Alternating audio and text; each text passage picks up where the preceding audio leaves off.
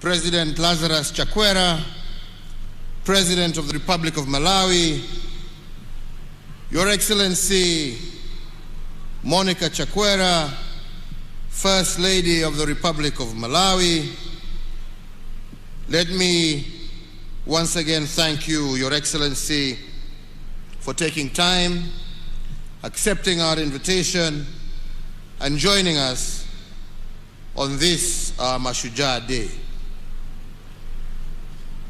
And through you, Your Excellency, the Governor of Kirinyaga, let me also thank, through you, the people of Kirinyaga for your hospitality and indeed the warm welcome that we have received to this beautiful county at the footsteps of Mount Kenya. This is the 10th time that we are celebrating our nationhood, identity and diversity away from our capital city of Nairobi. We have previously marked national days in other countries.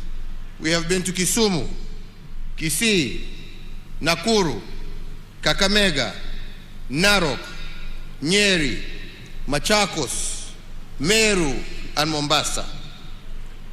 And today we gather here in the county of Kirinyaga to celebrate the makers of our nation. We celebrate all the men and women who laid the foundation stone of our nation, and we also commend all those Kenyans who made and continue to make extraordinary contributions to bring our nation closer to her destiny of being a better, more just, more equitable, and more prosperous nation for all. At independence, the makers of our nation sought to secure a nation devoid of exclusion, disunity, and oppression. Through their hard work, dedication, and sacrifice, today we are a thriving democracy. That generation of nation builders chose hope over pessimism, unity over division, faith over fear, and purposeful sacrifice over narrow interests of the day.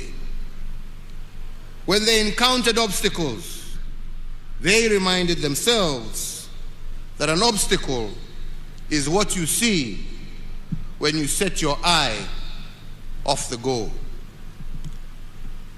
But like the heroes of faith in the Holy Scriptures, some of those men and women died without beholding our free land or realizing their promise. However, they are immortal, as they will live on in the pillars of the strong and free nation that they built, and in the hearts of eternally grateful generations of Kenyans who followed them. Mashujaa Day is their day, but it is also our day to remember them, to celebrate them, and to renew our commitment to the values upon which our nation was founded. Celebrating Mashujaa Day in Kirinyaga County is significant for a number of reasons. Firstly, this county is named after the mountain of mystery, Kirinyaga. According to traditional folklore, the mountain of mystery was created as God's resting place and a sign of his wonder. After God created the earth, this is where he is said to have rested to admire his workmanship. This mountain, standing tall, was also not just a place of rest and a shrine for worship, It was also a place of renewal, a place of honest conversation, and a place for bonding and reconciliation. We can also note that celebrating Mashujaa Day in Kirinyaga County has a second historical significance, since this county bears the name of this great mountain, and so too our nation. According again to folklore, the naming came from one of the pioneer heroes called Chief Kivoi wa Mwendwa, born 240 years ago in 1780. One of the early colonizers who befriended Chief Kivoi was Dr. Ludwig Krapf, a German missionary from the Anglican Church Missionary Society. And on December 3rd of 1849, Chief Kivoi brought Dr. Krapf to Kirinyaga to behold this mountain of mystery. And when asked through an interpreter what the name of the mountain was, Chief Kivoi told the white fellow that the name of the mountain was Kenya.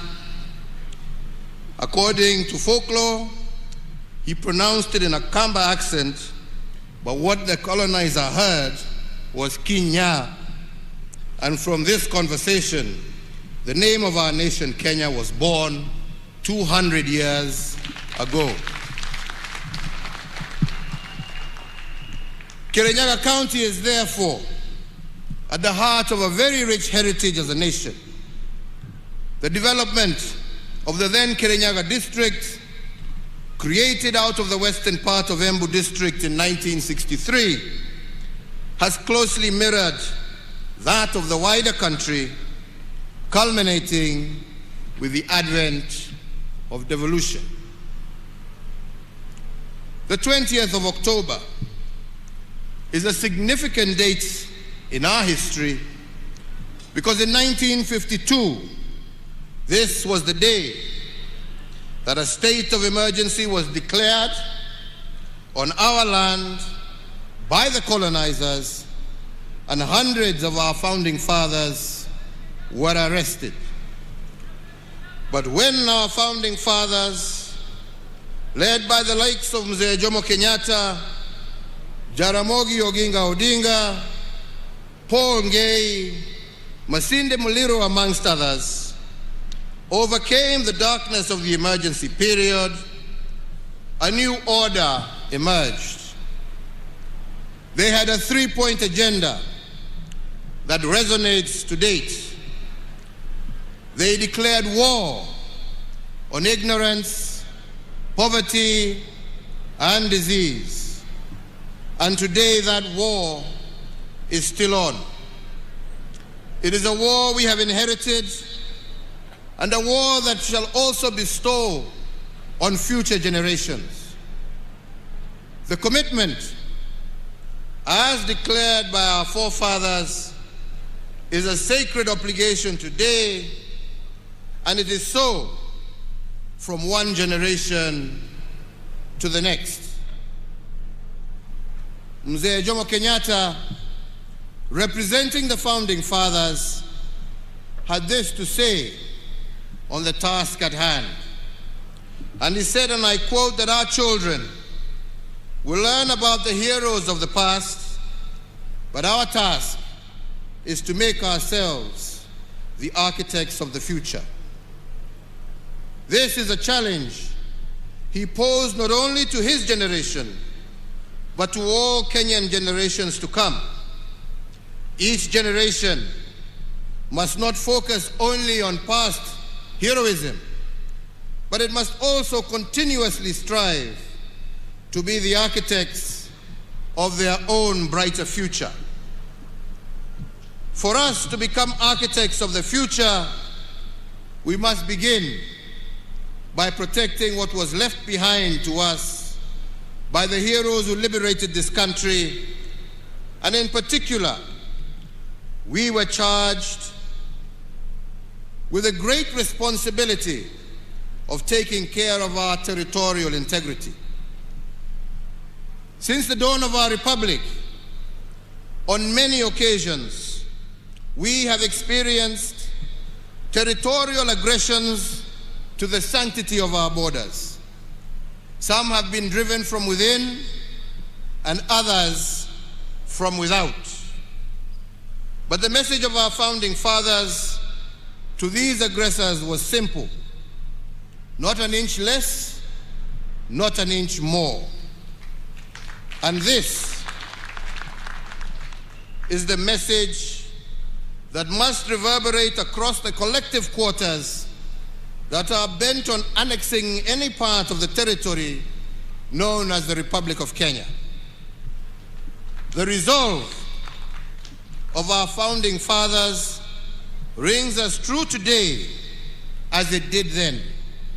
Not an inch less, not an inch more.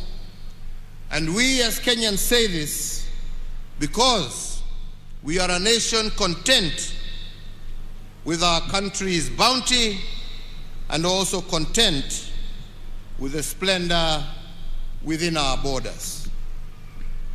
So, fellow Kenyans, the transformation of our security sector has without doubt been one of the most significant endeavors of my administration.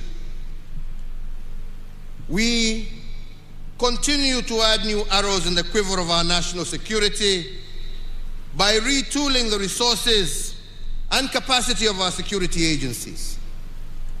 This visible transformation of our security organs has been done in honor of their national duty of defending our sovereignty, maintaining our territorial integrity, securing our borders, and preserving our cherished freedoms and our way of life. As an affirmation of this, today, Kenya's police-to-population ratio is at its highest level in our history and is higher than the UN prescribed standard. Similarly, in the last 8 years, we have undertaken the most consequential and expansive modernization of our military in our nation's history. We continue to tool and to retool our security resources to the highest standards in order to keep our people safe and secure and to preserve our territorial integrity in a just, fair, democratic, and safe country for all. But aside to this, we have also invested in the welfare of those charged with our security personnel, which include a review of their remuneration, benefits, and other allowances, upgrading of housing, provision of insurance, and increasing the capacity of the health facilities used by our security personnel. In addition to what we have already done, we are also building an additional 4 hospitals to cater for them and their dependents in recognition of the heavy toll placed on them and their families. Fellow Kenyans, ladies and gentlemen, now I must return to the subject of being architects of the future. When our founding fathers charged us with this task, what they told us is that the future is not a destination out there waiting for us. It is a destination that we create, block by block. It is like an open book that you write, page by page, moment by moment. But you do not realize it until you are met by unexpected challenges. Challenges like COVID-19. And then all of a sudden, you are placed upon the horns of a dilemma. You can either choose to see obstacles in every opportunity or opportunity in every obstacle.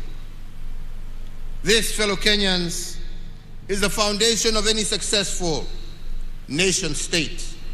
It is about choices. Yet, it is in moments like this that the true character of a nation and a people is revealed.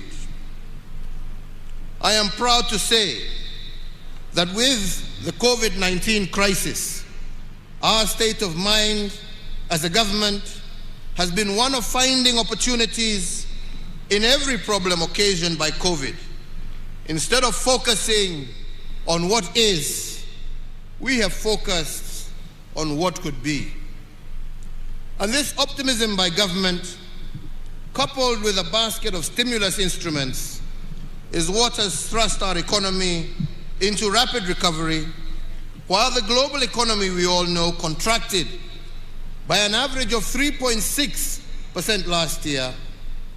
We managed to grow our economy by 0.3% over the same period, and this year it is projected to grow by 6% despite the ravages of COVID. In recognition of the extraordinary and exceptional nature of the pandemic, the government, as the guarantor for enjoyment of social economic rights, issued targeted responses to the pandemic to cushion Kenyans against the effects of the pandemic. My administration made various policy interventions with a view of putting money in the pockets of Kenyans. This included various tax reliefs, an 8-point stimulus program of some Kenya shillings 56.8 billion, and Kazi Mtaani to cushion our youth from COVID-related unemployment and other vulnerabilities. Today, this economic rebound is also reflected in the strong revenue performance, as at the end of September 2021, with the ordinary revenue of our country having increased by some 26.8%. There are many indicators which demonstrate how we took advantage of the opportunities and the problems presented to us by COVID-19, and we shall be elaborating further during our scheduled State of the Nation address in Parliament. But just to name a few examples, for instance, the management of the Kenya Meat Commission was replaced during the thick fog of COVID-19. The Department of Defense took 1 year to refurbish the commission and reopened it in April of this year. I am happy to note that in the 6 months, KMC got out of debt and increased the number of head of cattle processed a day from 8 to 185, 23 times what the old KMC used to process. Today, KMC is paying farmers within 72 hours for livestock delivered at a rate of Kenya shillings 185 per kilo for cattle. In fact, the previous commission had paid a total of Kenya shillings 52 million to farmers between the months of April to September 2020.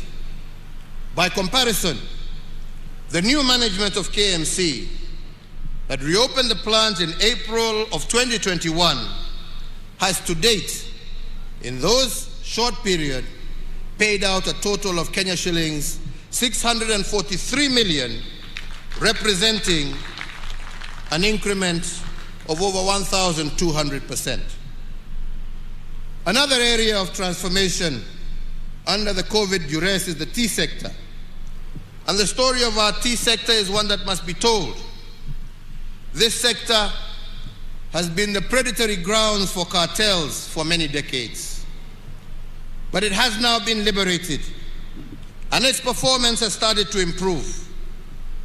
On account of the reform measures implemented by my administration, the price of Kenyan tea has increased by 42% in the last 1 year alone, and the minimum auction price of tea now stands at $3 per kilo, the highest price on record for the last 5 years. Indeed, it is expected that our tea farmers will receive a healthy bonus at the end of June 2022, signaling a return to the good old days of Chai Bora, Pesa Bora. In the coffee sector, again, I am pleased to report that the determined efforts of our government to root out corrupt cooperatives that have been predating on our coffee farmers have borne fruit. The revitalization of the new KPCU by government has brought healthy competition into the coffee milling activities. And as a result, farmers in high-yielding areas like here in Kirinyaga are now receiving upward of Kenya shillings 100 per kilogram for their coffee, up from the average Kenya shillings 25 per kilogram in 2019. Milk production is another area, and as part of our efforts to ensure a reasonable rate of return for our dairy farmers, my government introduced a pricing guideline, and this has seen farm gate prices increase from Kenya shillings 27 per litre in January of 2020 to a high of Kenya shillings 40 per litre as of September 2021. On rice, I did, when I visited Kirinyaga last, direct that the Kenya National Trading Corporation purchase all the rice, not only from Ware, but also from Kano Plains, for onward selling to our disciplined forces, prison services, as well as to our boarding schools. And I am pleased to confirm that last year, out of 6 rice cooperatives nationally, Mwea Rice Growers Cooperative sold the most bags of rice to government. And in fact, for every 10 bags sold to government, Kirinyaga farmers sold 7. And out of this, they realized a total revenue of over 1 billion Kenya shillings. And in order to promote our rice farmers, I did direct the Ministry of Agriculture to secure the continued purchase of the upcoming crop so that we can maintain and continue this transformation. But ladies and gentlemen, it is the transformation of our health sector that is probably the most phenomenal testimonies of how we transformed COVID obstacles into opportunities that expanded our health facilities.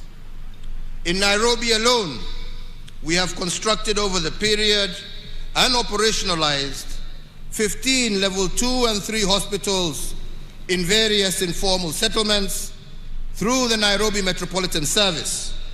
And there are another 15 currently under construction.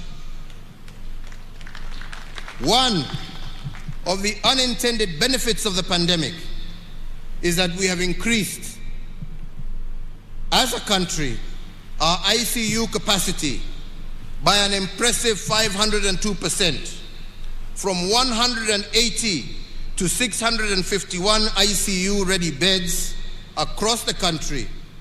And similarly, our total hospital bed capacity as a country has increased by 47%, from 56,069 in the year 2013 to the current figure of 82,291 hospital beds spread throughout the country.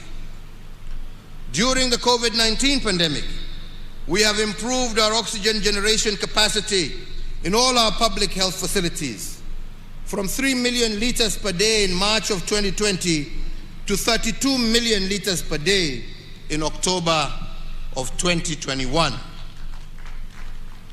We have further increased the number of reference laboratories that can test for notifiable diseases of international concern and public health importance from one single laboratory in March of 2020 at the beginning of the pandemic to what we have today, which stands at 95.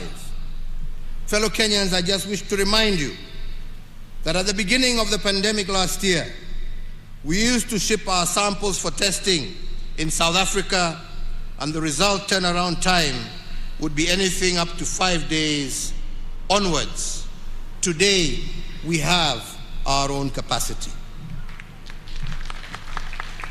These strategic diagnostic investments have strengthened the country's healthcare system, especially in response to the COVID-19 pandemic, and will propel us faster towards the attainment of universal health coverage and fortify our country's preparedness for future global health security challenges.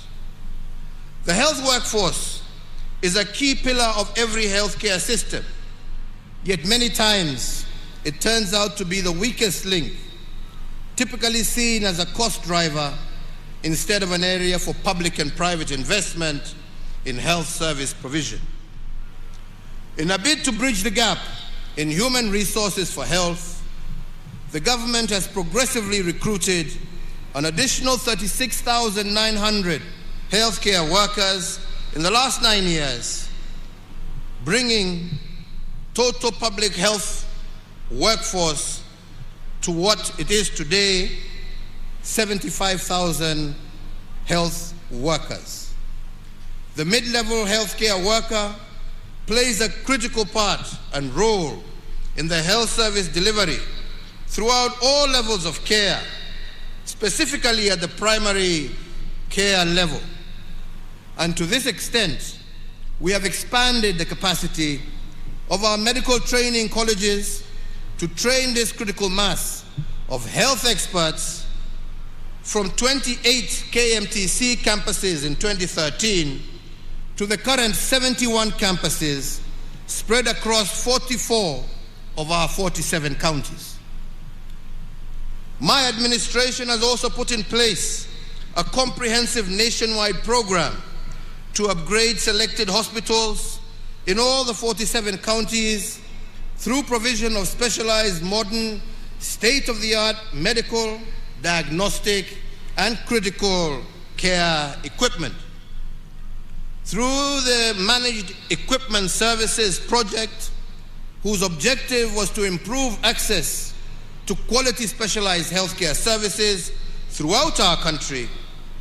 Under this project, we have identified and equipped 115 hospitals with various theater equipment, 101 hospitals with various radiological and imaging equipment, 14 facilities with ICU equipment, and 54 facilities installed and commissioned renal equipment for dialysis.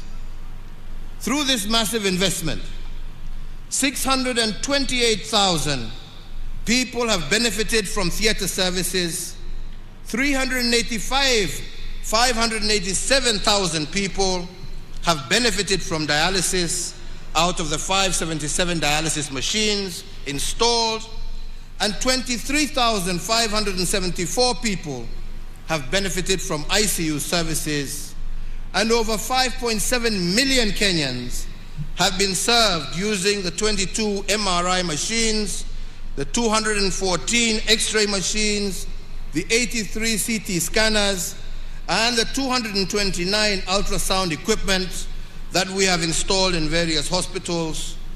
All these some investments have so far benefited over 6 million patients and saved our country an equivalent of 131 billion shillings. Ladies and gentlemen, just the other day, I opened the integrated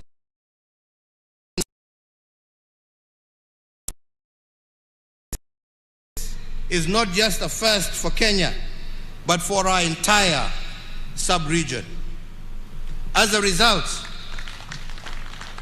many of our citizens suffering from cancer will now have the benefit of early detection, leading to early treatment and cure, thus saving many lives.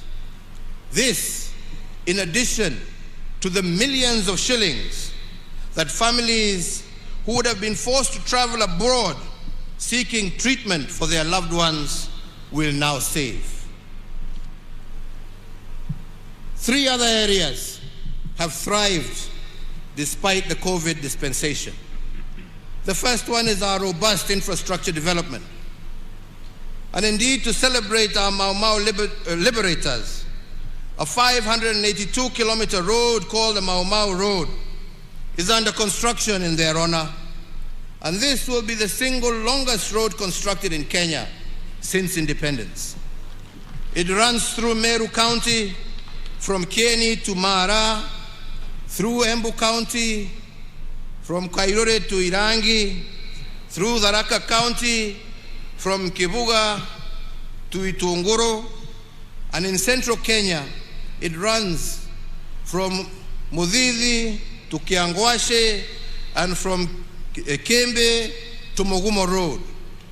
This is longer than the Nairobi-Mombasa Highway by 140 kilometers, and it follows the warpath taken by our Mau Mau liberators as they fought the colonizers. And once complete, roads will be able to connect to various parts of the country without necessarily having to pass through Nairobi. Another piece of infrastructure that I believe would make our founding fathers proud is the Nairobi Expressway. This is the largest expressway in Africa, stretching a total of 27 kilometers, running from Mulolongo in Machakos County to Rironi in Kiambu County.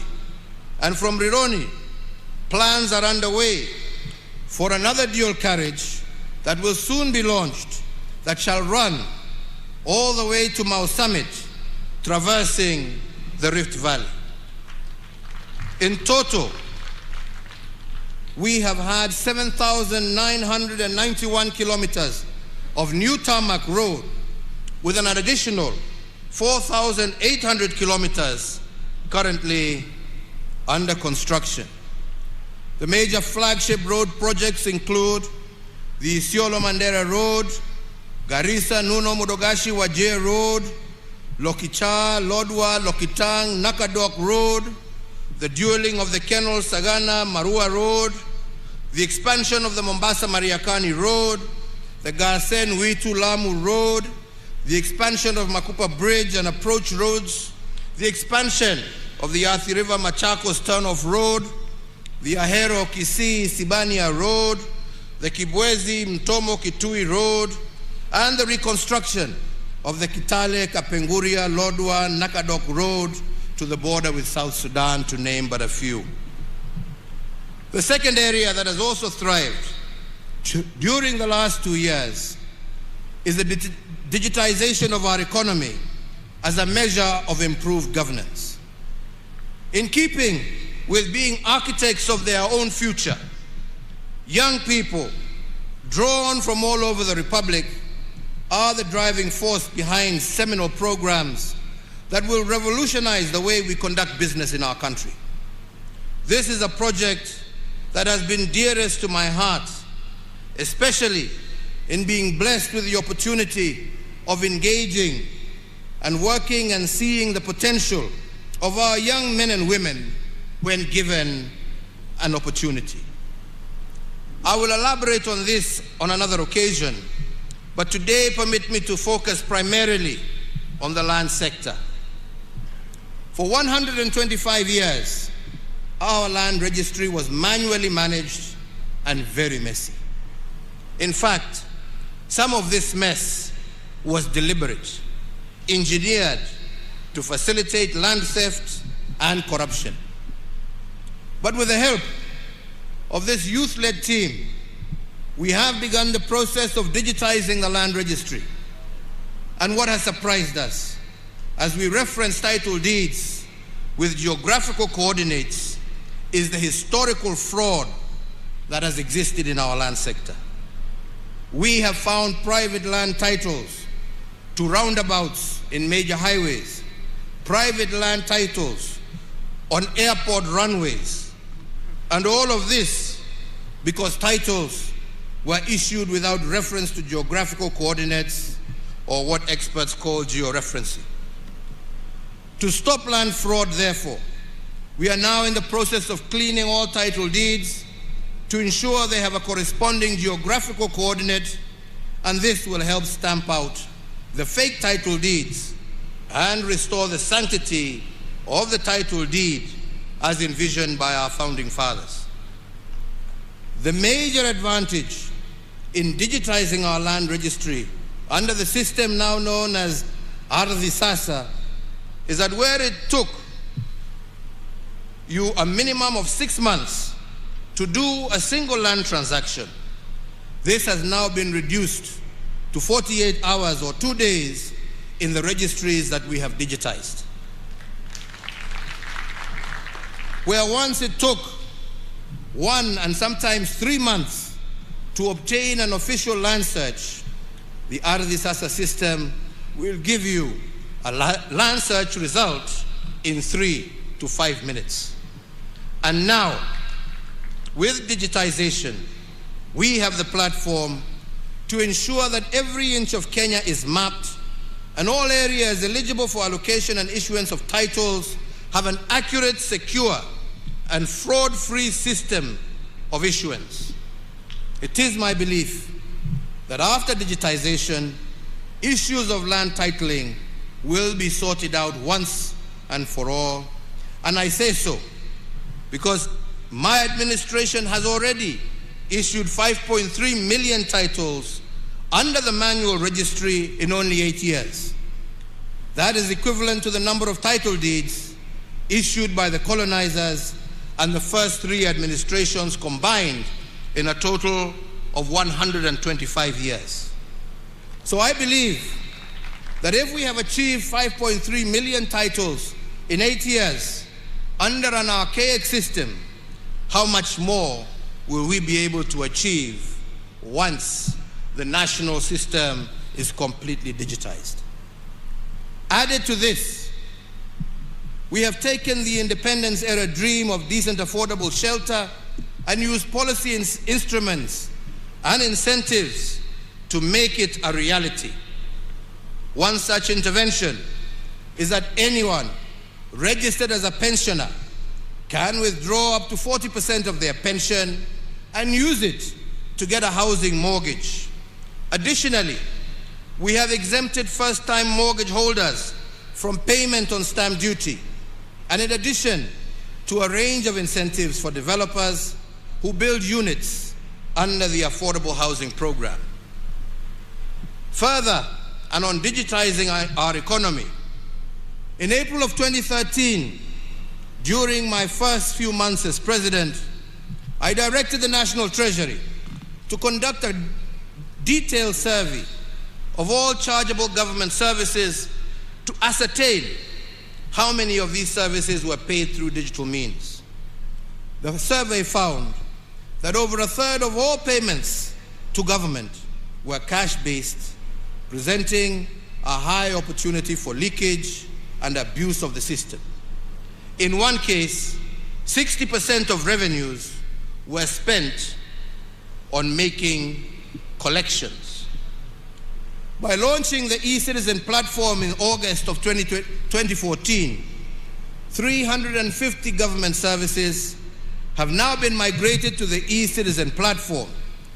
And in the 7 years since its inception, the e-Citizen has served a total of 27.2 million unique customers and collected over Kenya shillings 87.1 billion in revenues. Fellow Kenyans, our forefathers' quest for a just and fair nation for all will only be truly realized when we have every single service delivered through a transparent and accountable channel. Therefore, digitization is an important part of our endeavor to improve delivery of government services.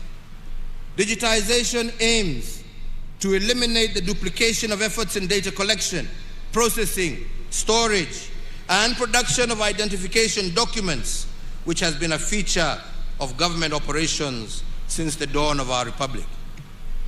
Our policy interventions will also enhance the security of the current ID card through the implementation of a microchip electronic identity card that mitigates against emerging security threats such as identity theft, fraud in financial transactions, and the creation of false identities that are utilized in terrorism and other major crimes. This improved identity card will also be used as a secure travel document within the East African region. To those of you, my friends, who are used to analog systems in order to facilitate corruption, I tell you that the end is nigh, notwithstanding how many court orders you procure, hii itafika mwisho. To all Kenyans, for us to achieve most of these things under the COVID restrictions, I want to thank you. Without your civic responsibility, innovation, and resilience, none of this would have been made possible. From very early in the COVID crisis, I appeal to you to be your brother's keeper and to exercise restraint as we navigate through this unfamiliar enemy. And all of you, each and every Kenyan, made us proud by doing this. The vision of our forefathers was a nation free of ignorance.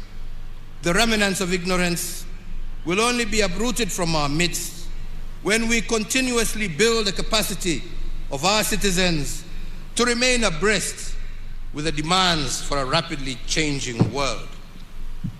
It is against this backdrop that we instituted reforms in our education sector that led to the introduction of the competency-based curriculum, or CBC.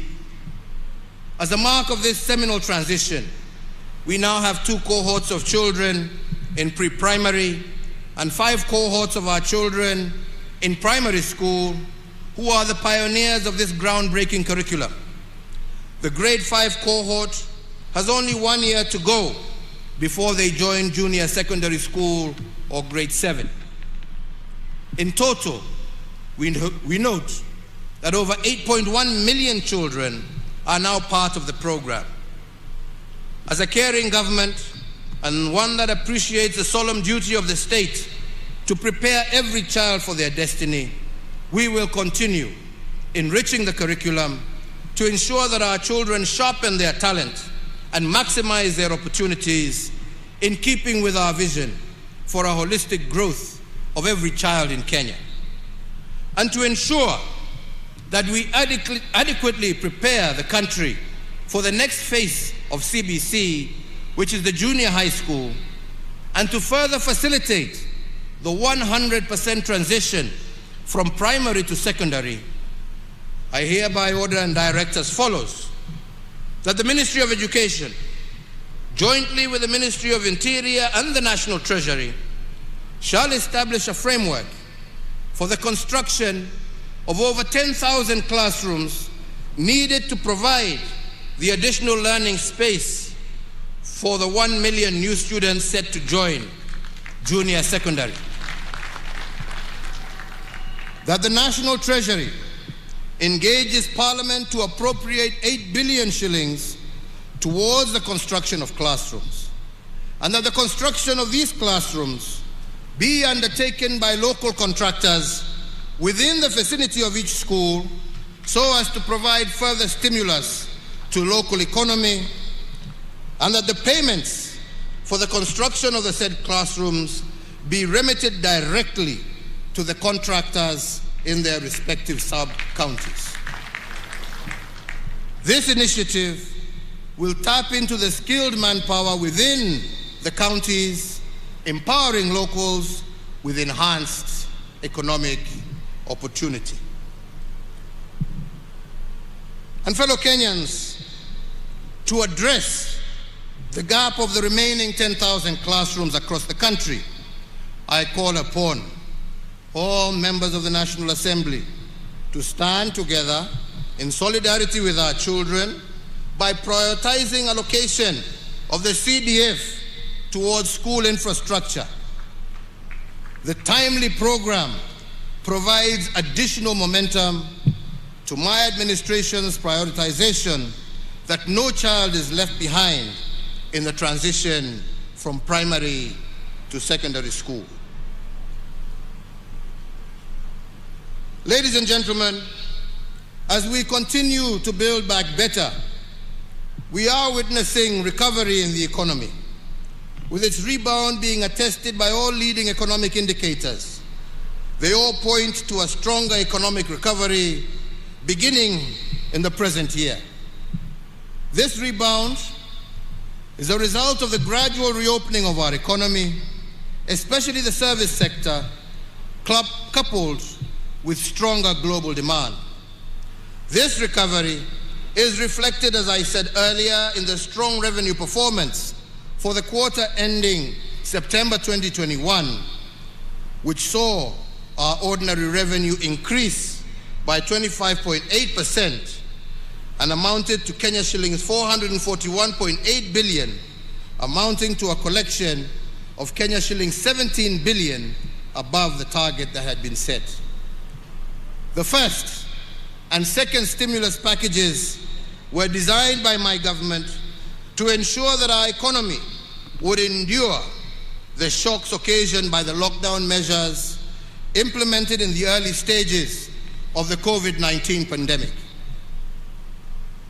With significant progress registered in the containment of COVID-19, I believe it is now time to shift our focus from survival to coexisting with the disease. And in that regard, my administration will be rolling out the third financial stimulus program designed to accelerate the pace of our economic growth and to sustain the gains that we have already made.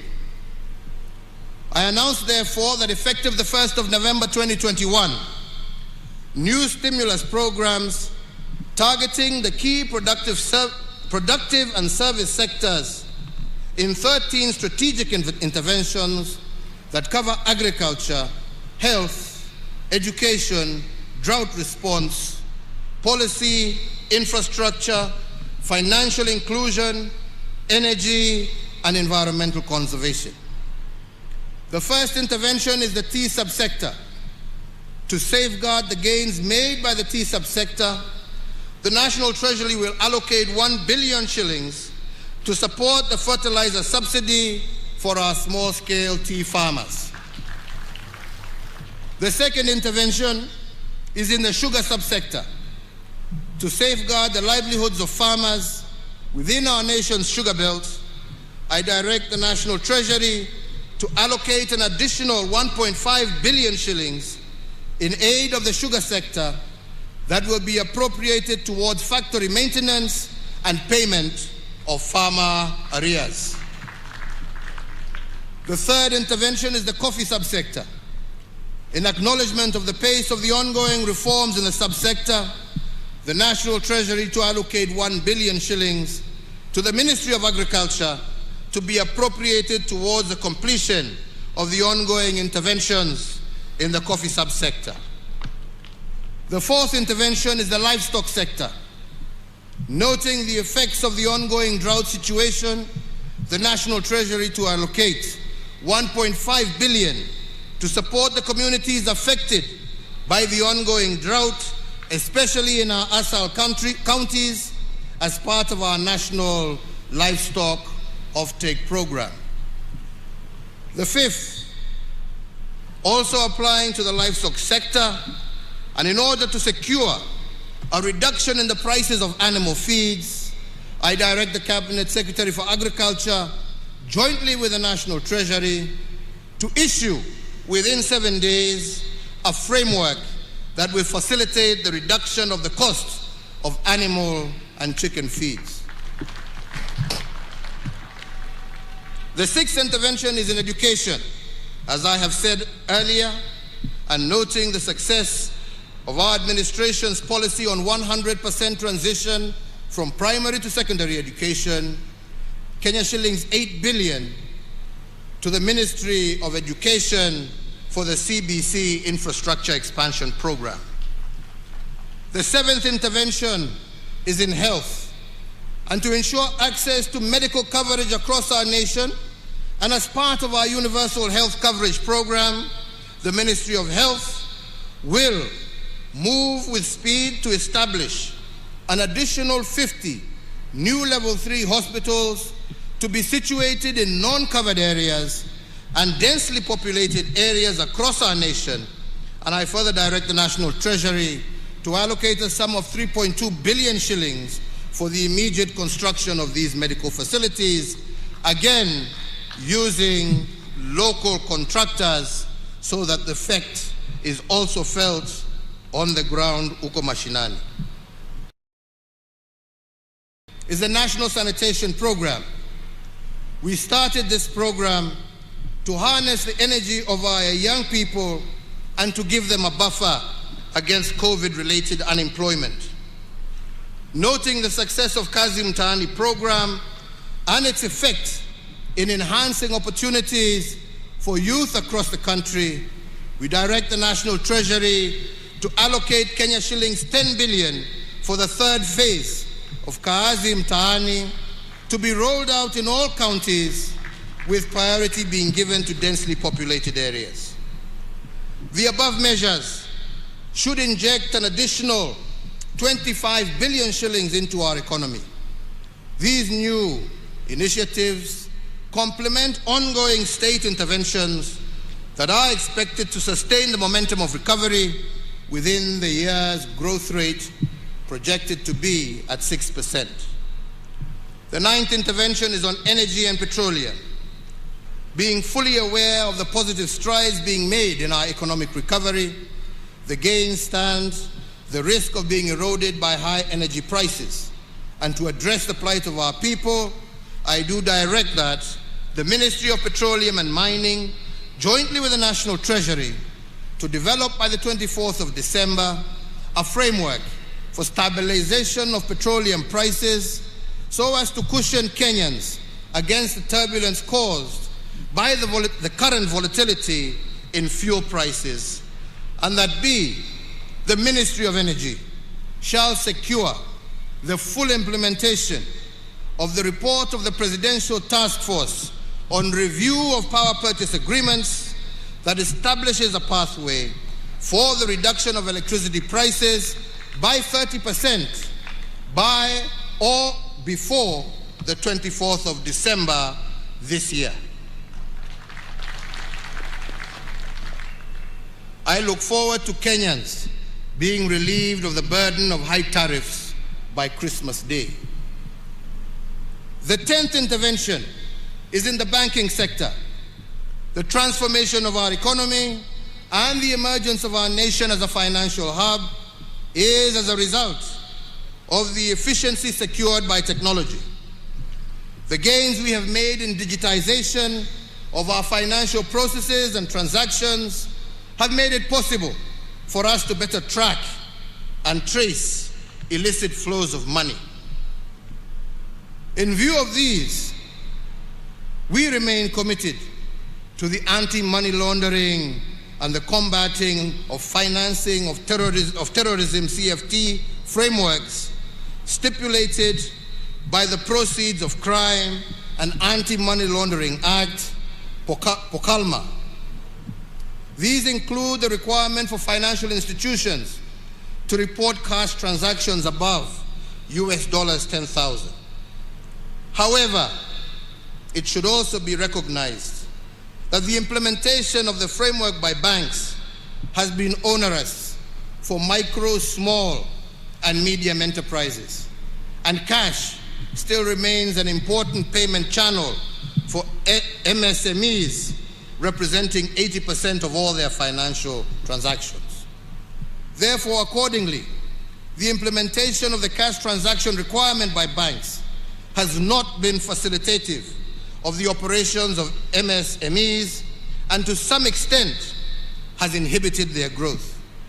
And in this regard, I further order the National Treasury, after consultation with other stakeholders, to immediately cause the upward revision of the cash transaction reporting threshold from the current mark of 1 million shillings, applicable to both withdrawals and deposits by customers. The financial institutions, however, will retain their reporting obligations to the Financial Reporting Center. The 11th intervention is to access to credit. Over the last decade, we have developed a robust credit information sharing mechanism for the banking sector, which enables Kenyans develop a credit history to enable them access to cheaper credit. This is an important pillar for pricing of loans. The COVID-19 pandemic, however, has adversely impacted businesses, particularly MSMEs, and as one of the COVID-19 emergency measures, we did previously suspend the listing with credit reference bureaus of borrowers whose loans were non-performing at the beginning of the pandemic. This suspension lasted for 6 months, from April to September of 2020, and provided relief, particularly to medium, small, and micro enterprises during the pandemic period. However, some of the MSMEs continue to struggle to get back to a sound footing following the adverse effects of the pandemic. So in that regard, and to further augment the interventions that we are making to give micro, small, and medium enterprises reprieve, I further order the National Treasury, in consultation with stakeholders, to secure the following additional measures to provide further space for recovery of micro, small, and medium enterprises. That the relevant authorities will, for loans less than 5 million, effect a moratorium of listings in CRBs for a period of 12 months to the end of September 2022. And further, borrowers with loans below 5 million and below, listed on the CRB from October 2020 to date, will not have that listing incorporated in their credit reports for the next 12 months ending September 2022.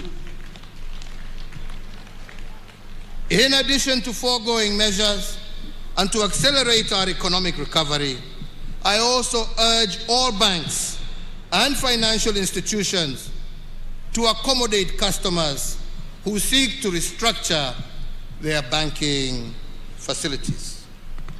The 12th intervention is digital financial services. In recognition of the importance of digital financing services, especially to the small-scale traders and the household at large, I do direct the National Treasury to engage all digital payment providers with the aim of deepening and expanding the use of the digital payment channels so that people can save more on their wallets and use them more. The 13th intervention is in the area of vaccine production.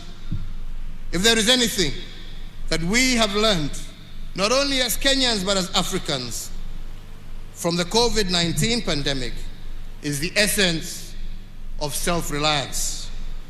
As the first step towards this goal, we as a government have established a company to facilitate this venture in the name of Kenya Biovax Limited, and therefore the Ministry of Health should operationalize this company to build a form and fill and eventually manufacture vaccines in our country by Easter of next year.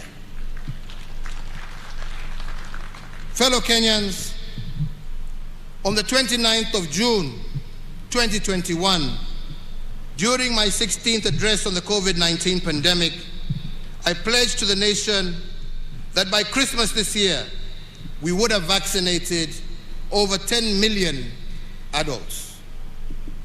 Today, I am pleased to confirm to the nation that we are on course to realize this target.